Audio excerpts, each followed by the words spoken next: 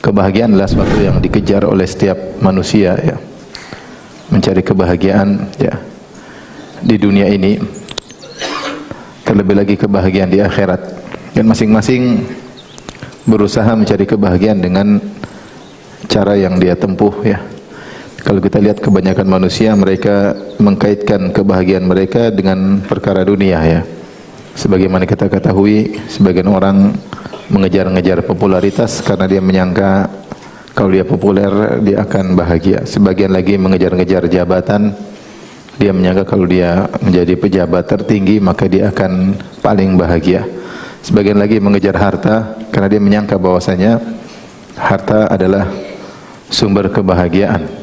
Dan sebagian sibuk dengan hiburan, ya, hiburan dengan tontonan, dengan berbagai macam hal hiburan, baik yang haram maupun yang halal, karena menyangka bahwasanya dengan hiburan tersebut dia akan bahagia. Demikianlah kebanyakan manusia yang kita lihat di atas muka bumi ini, namun kenyataannya banyak di antara mereka yang akhirnya bahkan terjauhkan dari kebahagiaan. Kita lihat begitu banyak orang-orang kaya ternyata tidak bahagia. Justru mereka terjerumus dalam narkoba, keluarga mereka hancur, terjadi perselingkuhan, anak-anak nakal, dan berbagai macam permasalahan yang mereka hadapi. Ternyata kekayaan yang mereka miliki tersebut bukanlah sumber kebahagiaan, bahkan merupakan sumber kesengsaraan. Sumber kesengsaraan. Dan selalu saya ingatkan firman Allah Subhanahu wa taala, "Wala tu'jibuka amwaluhum wala auladuhum, innama yuridullahu liyu'adzibahum biha fil hayatid dunya." Janganlah engkau terpedaya dengan harta mereka dan anak-anak mereka. Sungguhnya Allah ingin menyiksa mereka dengan harta mereka dan anak-anak mereka. Harta yang dianggap sebagai sumber kebahagiaan, anak-anak yang dianggap sebagai sumber kebahagiaan justru menjadi alat penyiksa mereka. Dan banyak orang kaya tersiksa dengan hartanya, tersiksa dengan kesulitan mencarinya, ketakutan untuk menjaganya, kekhawatiran untuk hilang hartanya, kekhawatiran dengan persaingan yang tiada henti-hentinya, waktu kurang tidur, kurang istirahat, ya, karena terus mengikuti pergerakan bisnis yang tak ada henti-hentinya. Akhirnya dia pun tersiksa dengan hartanya. Waktu untuk kumpul dengan keluarga sedikit, waktu untuk berkhulwat dengan Allah apalagi hampir tidak ada, ya. Kesenangan yang didapatkan tidak ada bandingannya dengan kesengsaraan yang selalu menghantuinya. Oleh karenanya banyak, saya katakan tadi, bukan harta membuat dia bahagia, malah membuat dia semakin sengsara. Harta yang seharusnya merupakan alat untuk bisa bahagia, malah menimpanya sebagai alat untuk menyengsarakan dia. Demikian juga kalau kita lihat orang yang menjadikan jabatan sebagai tujuan. Kita lihatlah dalam dunia nyata, persaingan, permusuhan, bohong sana bohong sini, ya. Kemudian hilang rasa malu terkadang, ya. Semuanya demi apa? Jabatan. Ya, kalau semuanya bukan karena Allah, maka hanyalah kesengsaraan. Oleh kalau saya dengar cerita sebagian mereka tidur sampai jam 2 malam, sampai jam 3 malam, terus tiada henti-hentinya. Sungguh kehidupan yang penat, ya, kehidupan yang sulit. Meskipun dipenuhi dengan dihormati orang, meskipun dipenuhi dengan harta, tapi kalau seorang meraih jabatan tanpa diimbangi dengan iman kepada Allah, maka hanyalah kesengsaraan. Maka hanyalah apa? Kesengsaraan yang tiada henti-hentinya. Sana kemari, pertemuan sana, pertemuan sini, rapat tiada hentinya, persaingan dan seterusnya, waktu terbuang-buang. Kalau bukan karena Allah, maka itu hanyalah sumber kesengsaraan. Demikian juga popularitas. Sebagian menyangka popularitas adalah sumber kebahagiaan. Tidak, popularitas itu membuat orang terkadang hidup dalam suatu sandiwara. Demi Allah, saya ketemu sebagian orang, ya, kalau di luar di dunia maya seakan-akan orang paling bahagia. Ternyata kenyataan hidupnya kesengsaraan, ribut, suami istri, permusuhan, ya. Tapi kalau di luar tampil bersama seakan-akan rumah tangga yang paling bahagia. Ternyata hakikatnya penuh dengan apa? Kesengsaraan, ya. Oleh karenanya, ya, kalau mau bahagia tidak ada jalan lain kecuali bertakwa kepada Allah Subhanahu wa taala. Apapun posisi Anda, terkenal enggak terkenal, pejabat bukan pejabat, kaya atau miskin, ya. Siapapun orangnya, jika dia bertakwa kepada Allah, maka dia akan raih kebahagiaan. Allah Subhanahu wa taala berfirman, faman ittaqa wa aslaha fala khaufun 'alaihim wa lahum yahzanun. Siapa yang bertakwa dan berbuat kebajikan, berbuat perbaikan, fala khaufun 'alaihim wa lahum yahzanun, maka tidak ada kekhawatiran bagi mereka dan tidak ada kesedihan bagi mereka.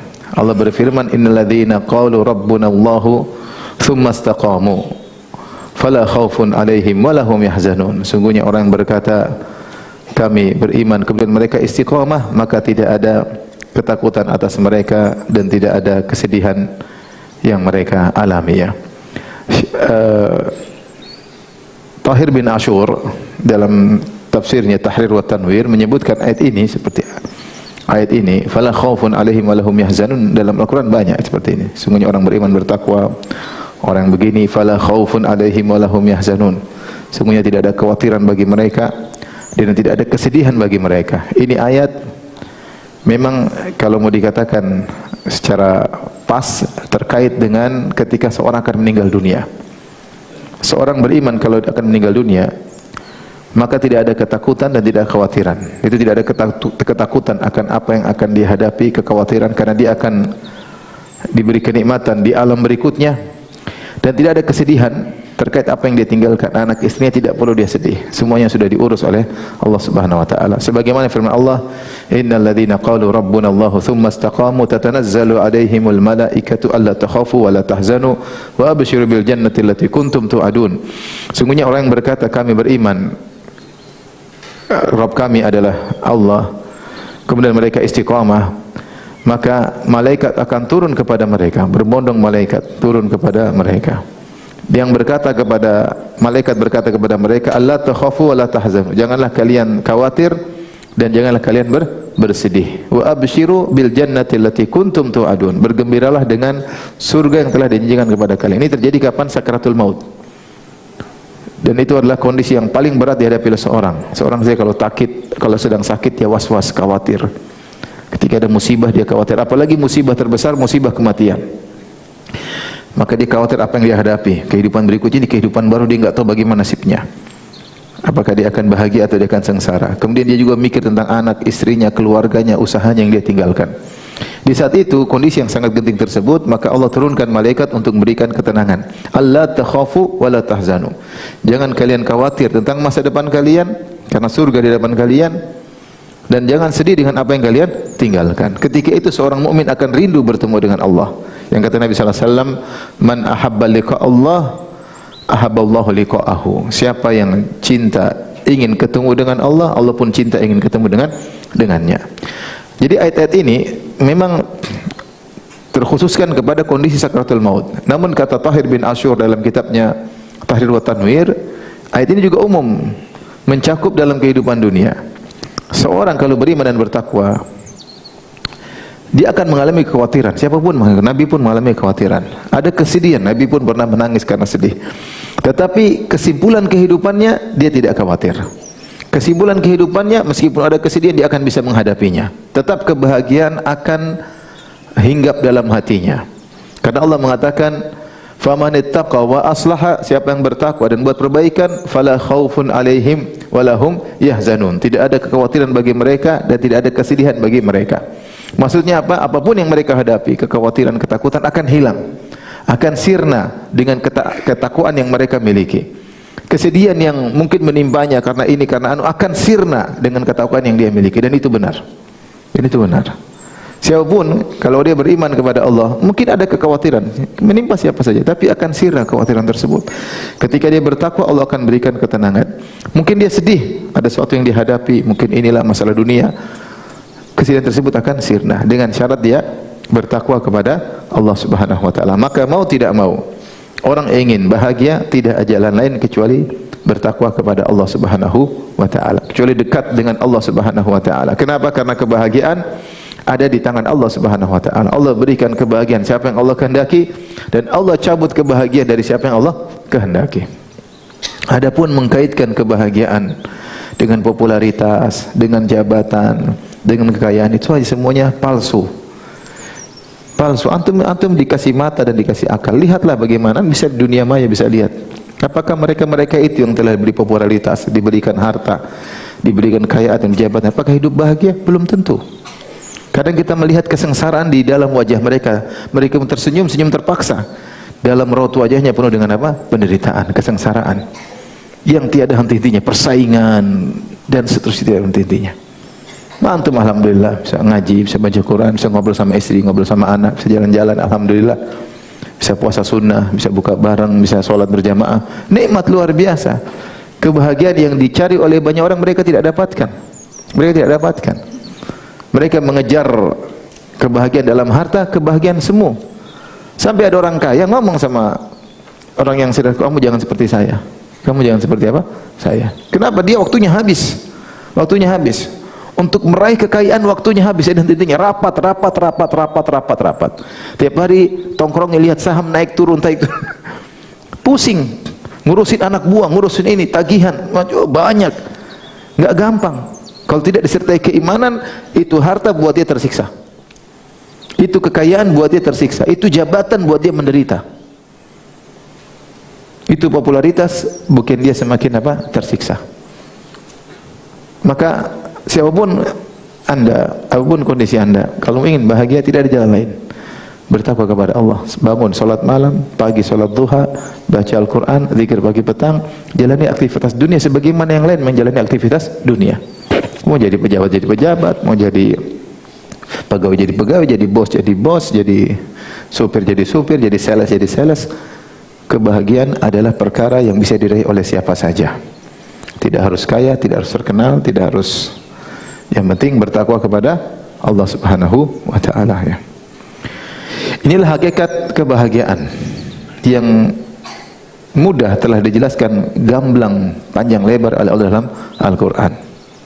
Allah Subhanahu wa taala berfirman, "Man amila salihan min dzakarin aw untha wa huwa mu'minun falanuhyiyannahu hayatan thayyibah wa lanajziyannahum ajrahum bi ahsanil ladzi kanu ya'malun." Kata Allah Subhanahu wa taala, siapa beramal saleh, laki-laki ataupun perempuan, wa huwa mu'min, dalam kondisi beriman, falanuhyiyannahu hayatan thayyibah, maka kami sungguh akan berikan kepadanya kehidupan yang menyenangkan, kehidupan yang bahagia. Kata sebagian ahli tafsir, Allah akan memberikan kehidupan qanaah, dia tenteram. Orang kalau sudah qanaah bahagia, sudah puas dengan kondisi dia, puas dengan rumahnya, puas dengan keluarganya. Allah berikan dia qanaah. Situlah dengan syarat man amila salihan, beramal saleh dalam kondisi beriman kepada Allah Subhanahu wa taala. Allah sudah janji, falanuhyiyannahu hayatan thayyibah, kami akan berikan dia kebahagiaan yang, kehidupan yang penuh dengan kebahagiaan. Belum lagi di akhirat, walanajziyannahum ajrahum bi ahsanil ladzi kanu ya'malun, kami akan berikan balasan terbaik di akhirat. Di dunia dia bahagia sebelum akhirat. Orang mukmin pasti bahagia, enggak mungkin bahagia apapun musibah yang dihadapi. Siapa orang paling berat ujiannya? Nabi Muhammad SAW. Tidak ada hari, tidak ada waktu kecuali diuji dengan berbagai macam tantangan hidup, tantangan dakwah. Tapi dia orang paling bahagia. Dia orang paling bahagia. Ibnu Taimiyah rahimahullahu taala, yang kalau kita baca sejarahnya, tantangan hidup luar biasa. Di penjara bolak-balik sampai meninggal di penjara. Dia yang berkata, "Inna fid dunya jannatan, man lam yadkhulha lam yadkhul jannatal akhirah." Di dunia itu ada surga. Siapa yang tidak bisa masuk dunia surga dunia, dia tidak akan bisa masuk surga akhirat. Ibnu Taimiyah seakan berkata bahwasanya orang beriman pasti apa? Bahagia. Kalau antum tidak pernah bahagia di dunia, hati-hati, jangan-jangan kau di akhirat tidak bahagia.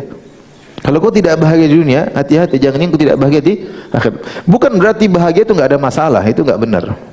Bukan berarti orang bahagia itu enggak ada problem. Para sahabat, para anbiya, mereka banyak problematika mereka hadapi. Orang-orang soleh punya problematika masing-masing. Tapi mereka bisa hadapi dengan apa? Kebahagiaan. Karena problematika kehidupan itu adalah tabiat kehidupan. Tidak ada kehidupan tanpa problematika. Tidak ada. Kalau mau hidup pasti ada problem. Makanya sebagian salaf mengatakan, ya, "Lau alimal muluk wa abnaul muluk." Ya. Ma nahnu alaihi la jaladuna alaihi atau kama qalu. Para salaf mengatakan, seandainya para raja dan para pangeran tahu tentang kebahagiaan yang kami rasakan, tentu mereka akan memerangi kami untuk mendapatkan kebahagiaan tersebut. Ini perkataan orang apa? Saleh. Mereka mengatakan kalau para raja dan para pangeran tahu tentang kebahagiaan yang kami rasakan, itu mereka akan maksa untuk merebut kebahagiaan tersebut dari kami. Artinya apa? Bahagia itu tidak harus jadi raja, tidak harus jadi pangeran, tidak harus jadi pejabat, tidak harus orang kaya. Siapapun beriman, bertakwa, dia akan meraih kebahagiaan. Makanya saya sering bilang tadi, antum diberikan mata untuk melihat, diberikan otak untuk berpikir, lihatlah kenyataan. Antum lihat medsos, tapi jangan terlalu sering lihat. Maksudnya lihatlah betapa banyak berita ini, berita anu, berita ini, berita anu, berita ini, berita para pejabat lah, berita artis lah, berita orang kaya lah, berita inilah. Lihat, apakah kemudian antum ingin hidup seperti mereka? Enggak. Lebih nyaman orang beriman kepada Allah, bertakwa kepada Allah, bisa ngaji, bisa baca Quran, menikmati kehidupan, punya waktu luang untuk anak istri, punya waktu luang untuk orang tua, punya waktu luang ngobrol sama tetangga. Lebih nyaman seperti itu. Kemudian hati menjadi tentram. Ya. Ikhwan dan akhwat yang rahmatillah subhanahu wa ta'ala. Oleh karena siapa yang jauh dari Allah subhanahu wa ta'ala, maka dia akan sengsara. Kata Allah subhanahu wa ta'ala, wa man a'rada an dzikri fa inna lahu ma'isyatan dhanka. Siapa yang berpaling dari peringatanku, maka bagi dia kehidupan yang menyesakkan di dunia. Wa nahsyuruhu yaumal qiyamati a'ma, dan kami akan kumpulkan dia di padang mahsyar pada hari kiamat dalam kondisi buta. Allah mengatakan, wa man a'rada an dzikri fa inna lahu ma'isyatan dhanka. Siapa yang berpaling dari peringatanku, bagi dia kehidupan yang menyesakkan. Ada yang mengatakan kehidupan di dunia yang menderita, bukan penderitaan ekonomi, enggak, tapi hatinya apa? Sesak. Ya. Ada yang mengatakan maksudnya di alam barzakh.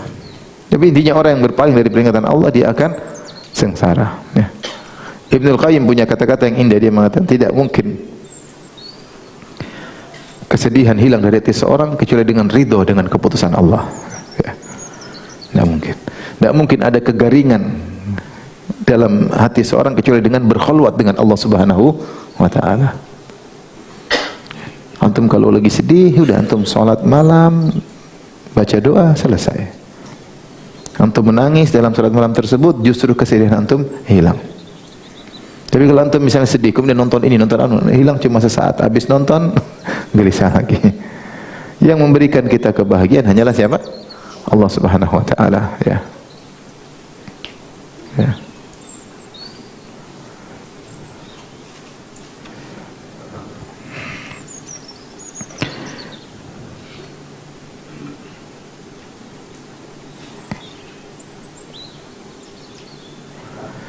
Dalam Al-Quran juga sebagian ulama menafsirkan firman Allah Subhanahu wa ta'ala, ya.